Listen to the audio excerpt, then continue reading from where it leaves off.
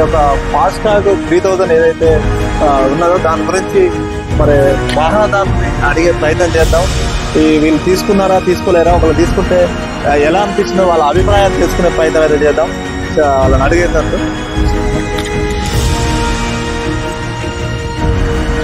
అన్న, మేము ఈ యొక్క ఫాస్టాగ్ గురించి 3000 ఏదైతే ఉన్నదో దాని గురించి ప్రత్యేకంగా స్టోరీ చేయబోతున్నాం. ఇది ఎలా ఉంది, మీరు తీసుకున్నారా? ఇది మేమైతే మా కార్ కి తీసుకోవడం జరిగింది. దీనివల్ల గవర్నమెంట్ మాకు చాలా మంచి అవకాశాన్ని ఇచ్చింది. ప్రతి టోల్ 15 రూపాయలు పడుతుంది మాకు కాస్ట్. ఈ యాప్ ద్వారా చేసుకున్నాం మేము రీఛార్జ్. ఇది రాజ్మార్గ్ యాప్ ద్వారా. దీనివల్ల మాకు చాలా ప్రాఫిట్ ఉంది కస్టమర్స్ కి. అయితే గతంలో మీకు ఎంత పడేది అన్న? అంటే టోల్ దాటాలంటే మాకు 180 రూపీస్ పడేది అప్ అండ్ డౌన్. దీనివల్ల ఈ గవర్నమెంట్ మంచి పథకాన్ని తెచ్చింది. దీనివల్ల మాకు మంచి ఉపయోగాలు.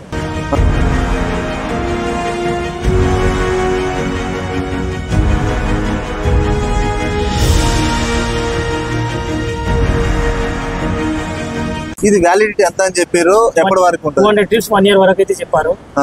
మేమైతే ఒక 4-5 ట్రిప్స్ తిరిగినాం అంతే.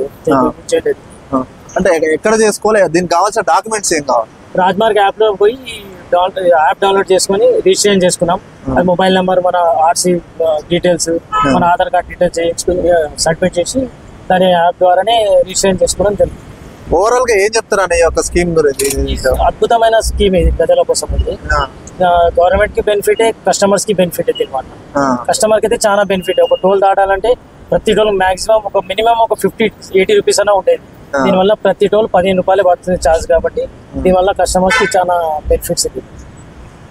చూశారు కదండి, వాహనదారులు చెప్తున్న ప్రకారం ఏంటంటే గతంలో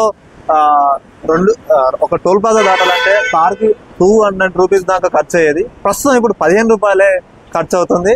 ఈ స్కీమ్ చాలా అద్భుతంగా ఉన్నది. వాహనదారులకి ఇదైతే చాలా బెనిఫిట్ అవుతుంది. అదేవిధంగా ప్రభుత్వానికి కూడా కొంత మేలు జరిగే అవకాశాలు ఉన్నాయని కూడా వాహనదారులు అయితే ఆరోపిస్తున్నారు. ఏదేమైనా కానీ వాహనదారులకు అయితే ఒక 3000 తోటి 200 టోల్ ప్లాజా దాటడంతో పాటు అదేవిధంగా 1 year వ్యాలిడిటీతో ఇలాంటి స్కీమ్ రావడం వల్ల చాలా బెనిఫిట్ ఉంది.